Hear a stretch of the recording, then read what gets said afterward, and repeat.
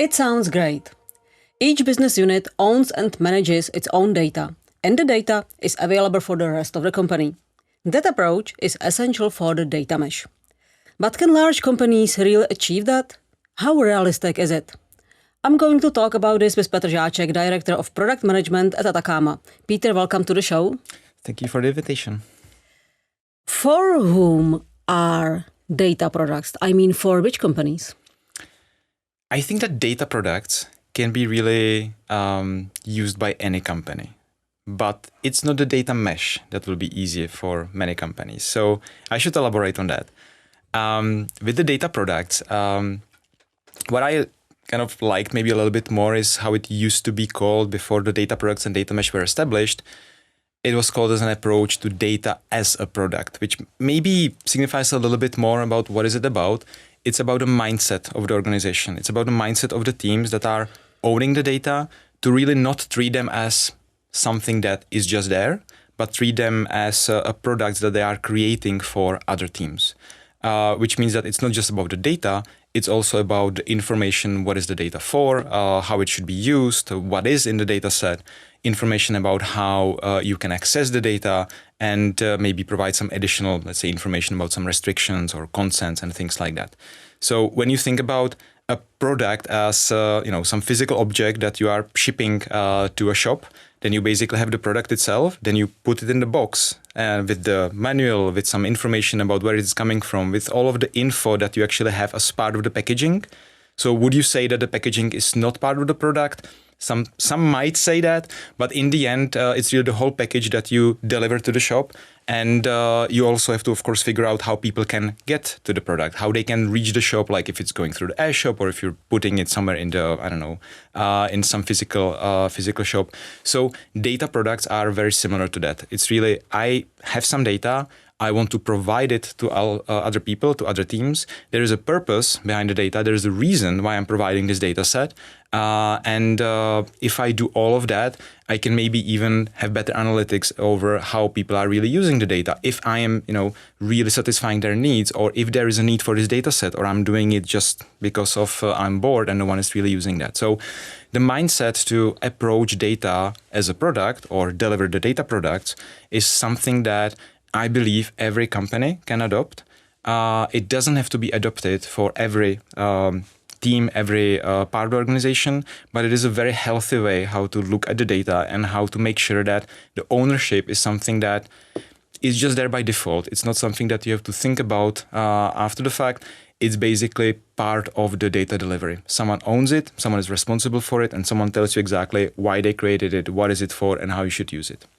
You mentioned pretty important thing, data ownership. Who owns the data in most of the companies now? I'm not sure if I can say anything about most of the companies because, again, I believe it's very different in different companies. Unfortunately, in certain cases, it could even be some IT teams owning the data for the business, which is definitely an anti-pattern. And, it's really the way how it used to be many years ago when the data were technical asset. Some technical teams were preparing it for the business. Business maybe didn't need exactly this data, they needed something else. And there was this eternal fight between business and IT to figure out like how the data should look like. Nowadays, it's definitely more in the hands of business. And what we are seeing, of course, is a sort of emergence of really data teams. So teams that are focused solely on the data. They are not necessarily part of any business function, or they could be, of course, as part of data mesh. But their responsibility is really to make sure the data is correct and that maybe the data product that they provide is actually something that's valuable. So it has shifted outside of the IT. It has shifted more to the business.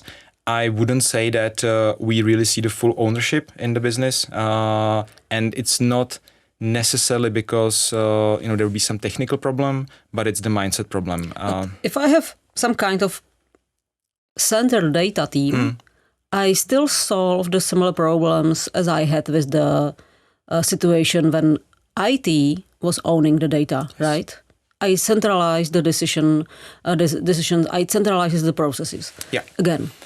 Yes, exactly. So the establishing of the data team on itself doesn't solve anything, but it's then the fact that these data teams could exist in different business functions or across the organization. And that's when it starts getting interesting, because that's when certain teams that are focusing on certain type of data will be focusing on certain data assets. Other teams will be doing something else. And then together, they might be providing some additional data sets to the third team. So there's like some collaboration between them. There's some decentralization. And that is something that companies would like to see.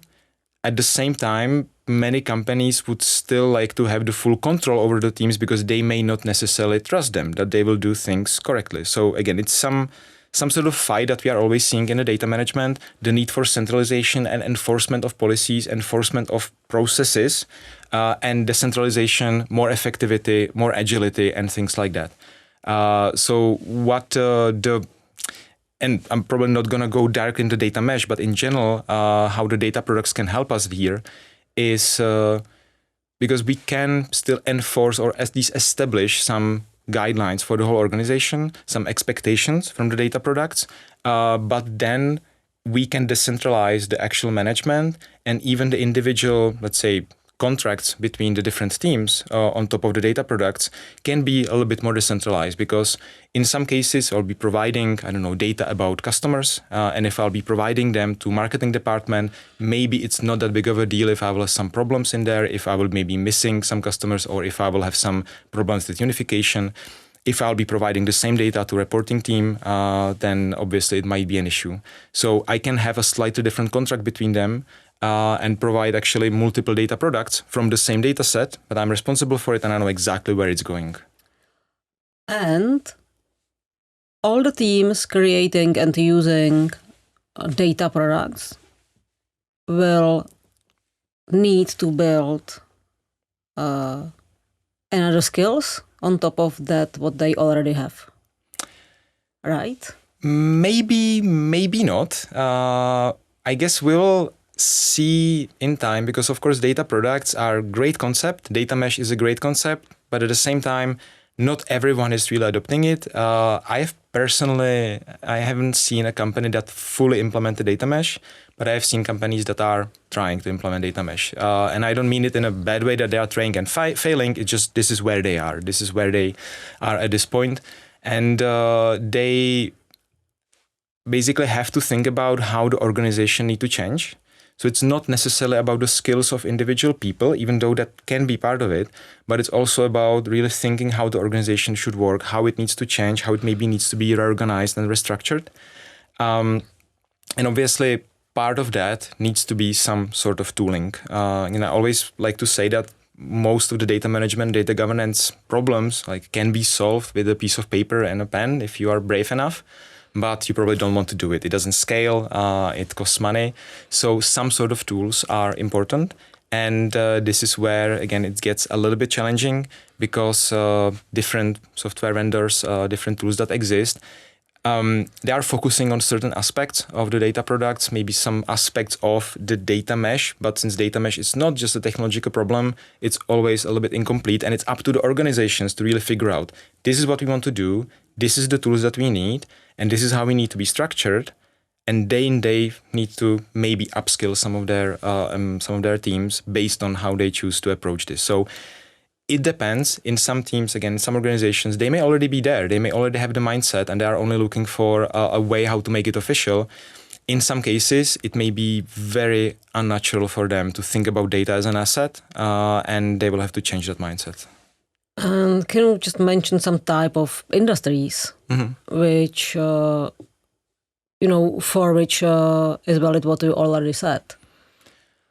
Well, I think that with the data maturity, in general, the banking financial services are definitely ahead. The reason mainly being that they always were subjected to regulations. They always, I guess they had to figure out what's wrong with their data a little bit faster than some of the other industries.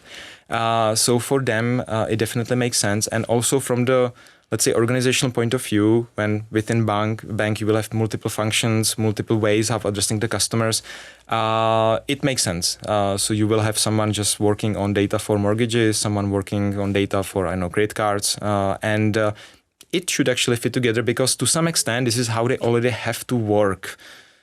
Maybe they were more successful, maybe less successful, but it's not unnatural for the organization. Unfortunately, of course, there are organizations that will see this as a little bit more unnatural, because they are not used to work with data at all. And that's mainly, I guess I don't want to pinpoint specific industry, but from my experience, retail, manufacturing, like these sort of industries were always more focused on the business itself, of course. The data was a little bit afterthought in some cases. Or they were like very specific, so focused on really one domain, but everything else was kind of in a mess. Construction companies would be the same, right? For example, they deal with like the physical products. Exactly. I think that every company that's more focused on the real world and real products and real things will be struggling with this, because even the people working in the company won't fully understand like why it's really important to think about the data when they just have to deliver this physical product, right? So it may be a little bit more tough for them, but I think there is still a way how to kind of establish this data product mindset even into these companies. And it can really start with some simple use cases or well-defined use cases. So another thing that I like to say around the data products is that if you have a well-established, like stable and functioning MDM, then you are probably delivering a data product, because the master data provided by the MDM, they are curated, they are somehow fixed or improved. There is some ownership. There is a metadata layer or some information about where data is coming from, what is it for, what does it contain, and all of that. So if you do master data management right, you are actually very close to have something like a data product. And in that case, it may be a good use case to start this. Then again, of course, starting master data management, if you don't have experiences with data in general, might be tough. So yeah, we should mention that Ataccama delivers AI-powered master data management platform. So because of that, you are my guest exactly for this topic. But do you see by your clients that they really understand what data product is about? I see lots of assumptions and lots of simplifications. And I don't think it's necessarily wrong if they just have their own interpretation of the data product. What I think is important is that they are even thinking about the data product. Mm-hmm. And this is repeating the mindset, but I think it's really essential for this, because if we will go to some definitions of data products, then someone might be saying, "Oh, you don't have the information about the data quality of the data you're providing, or you don't have a well-defined contract of the data product, or you don't have, something. So it's not a data product, and you have to do it again."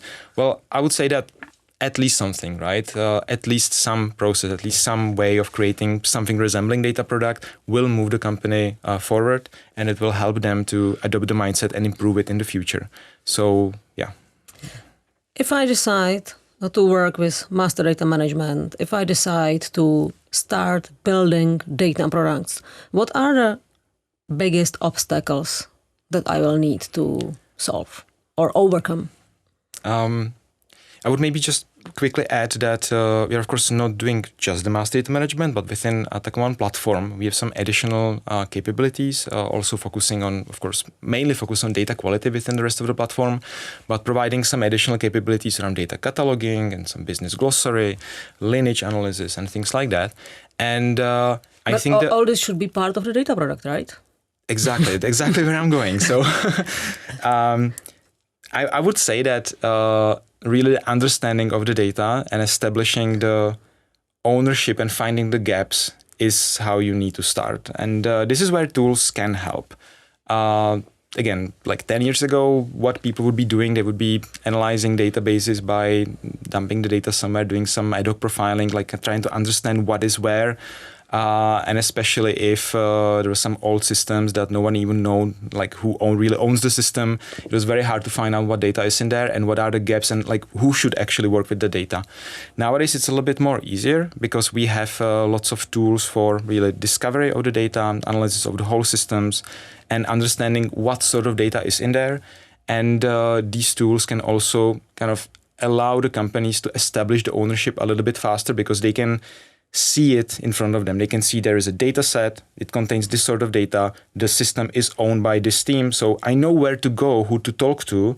I can see the data is used by some system, or it's maybe coming from certain system. So I can have, again, people to talk to understand if they are using it, how they are using it, if they are owning it, or just assuming someone owns it, and I can really map the situation in the organization. It's still some work, of course, to do it properly, and again, it will depend on the maturity of the organization where they are, but it's much easier right now, and it's the first step how to understand it. And then, if you will understand that there is maybe super important report that some team is creating. Some executive report on data quality, then you can establish that as a data product and say, okay, you are really responsible for that. You have to deliver this report with certain additional information, and you have to treat it as a data product. And you treat as a data product just the report itself, or you treat as a data product like all the data set? So what is under that? That's a good question.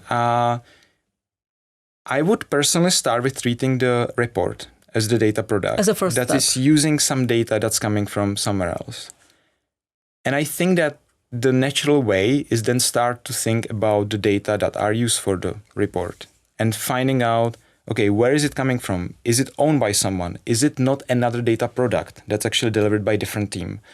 And you can, from like one simple use case or simple data set or simple data product that you establish, you can start kind of mapping it out from there, seeing where is it used, if it's then changed and the ownership switches because the team is using data in a different way and preparing something new, or going to the upstream, looking where data is coming from, who owns the original data, if that's actually established or not, if you can even trust the data for your report. And all of these things will naturally kind of come from one of the teams starting to think about the data product, because they will suddenly have the needs for the other teams and they will be kind of pushing them in that way as well. Yeah, this is what I wanted to ask you anyway, because if I have the report and I want to know that I can trust the data, that it answers my question in the proper way. So I really need to understand where the data comes from, how are they gathered, and what exactly the data describes, right? Mm-hmm.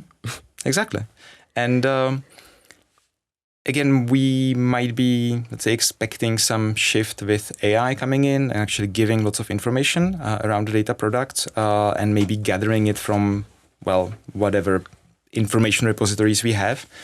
But I would argue that, again, for the AI to function properly, you do need to have the information somewhere. So having a way how to establish the process for creating the data products, having maybe some tooling where we understand exactly as you described, maybe the lineage, the consuming systems, the data quality, the ownership and all of that, then suddenly what we can achieve through AI is, of course, to simplify the process of obtaining the trust. Because I don't have to really analyze everything. I don't have to go through all of this information to really start trusting it.